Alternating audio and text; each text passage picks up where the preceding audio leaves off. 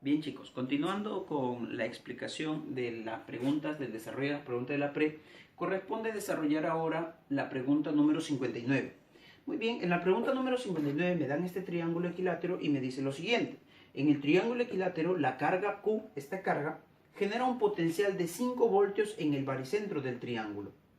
Determina el potencial eléctrico resultante en voltios en el baricentro. Muy bien, me piden el potencial resultante en este punto.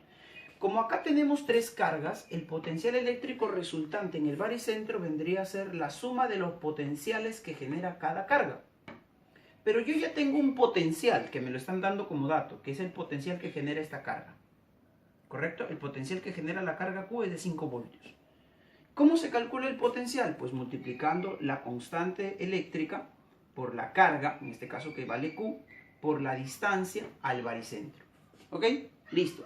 ¿Qué más tenemos que saber acá si queremos calcular el potencial, en este caso de las otras dos cargas? Debemos recordar algunas propiedades para los triángulos equiláteros. En un triángulo equilátero, ya sabemos que aparte que los ángulos son 60, cuando yo trazo las alturas, estas automáticamente se convierten en medianas, en mediatrices, en bisectrices. Por lo tanto, las tres alturas van a ser iguales. ¿Ok? Eso significa que la distancia de los vértices del triángulo al baricentro son exactamente iguales. Por lo tanto, esta distancia y esta distancia son iguales. Eso me va a simplificar el cálculo, porque cuando yo quiera calcular el potencial debido a la carga menos 2Q, eso utilizando la misma fórmula sería K, pero ahora la carga sería menos 2Q sobre la distancia, que también vendría a ser lo mismo. Sacamos el menos 2 y K por Q sobre D' vale 5, que por menos 2 saldría menos 10 voltios. ¿Ok?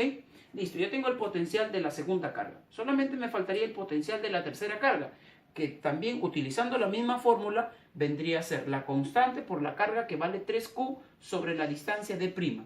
Sacando el 3 me va a quedar esto, 3K por Q sobre D'. Esto también vale 5, que por 3 sería 15 voltios. Por lo tanto, ya tengo el voltaje que me genera cada carga. 5 voltios menos 10 voltios, 15 voltios. El voltaje resultante, en este caso, en el baricentro vendría a ser la suma. Si nosotros hacemos la suma algebraica, ¿verdad? Nos va a salir 10 voltios y eso vendría a ser el voltaje resultante en el baricentro. Esa sería la respuesta para la pregunta número 59. En la pregunta número 60 me están dando un circuito de capacitores. En la pregunta número 60 me dice, en el circuito calcule o determine la capacidad equivalente en microfaradios entre A y B. ¿Ok? Muy bien. Bueno, para recordar, esto es un circuito de capacitores. Los capacitores se asocian de dos maneras. Se pueden asociar en paralelo o en serie. ¿Correcto? Empezamos entonces. Muy bien, empezamos por esta rama, la rama superior.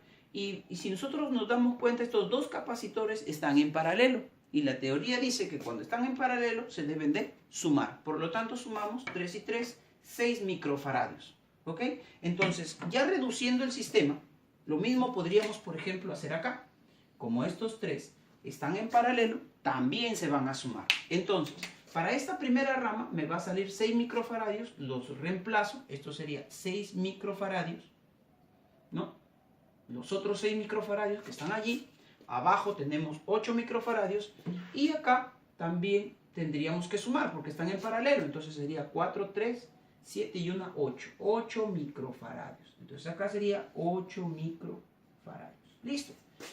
¿Qué hacemos a continuación? Como nos podemos dar cuenta, estos dos capacitores ahora ¿cómo están? En serie. Y estos dos también en serie. Entonces, ¿qué dice la teoría? Que cuando están en serie, ¿no? Para sacar la capacitancia equivalente se debe sumar las inversas. O sea que acá sería 1 sobre 6 más 1 sobre 6, que vendría a ser 2 sextos, 1 tercio, es decir, que acá la capacitancia me vendría a salir 1 sobre 3, que invirtiendo sería 3 microfaradios. Lo mismo acá, como están en serie, tendríamos que sumar las inversas. Sería 1 octavo más 1 octavo, sería 2 octavos, 1 cuarto, que al invertirlo vendría a salirme 4 microfaradios. Por lo tanto, reduciendo estos dos capacitores se reducen a 1. Acá está. ¿Cuánto vale?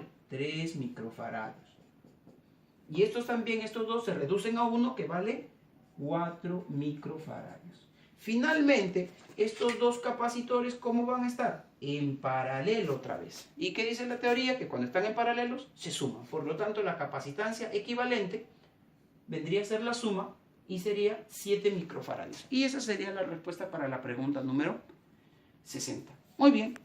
Para la pregunta número 61 también me dan una imagen y me dice, al estirar un resorte una longitud de 0,9 metros, la fuerza externa varía desde 0 hasta 40 newtons, como se muestra en la figura.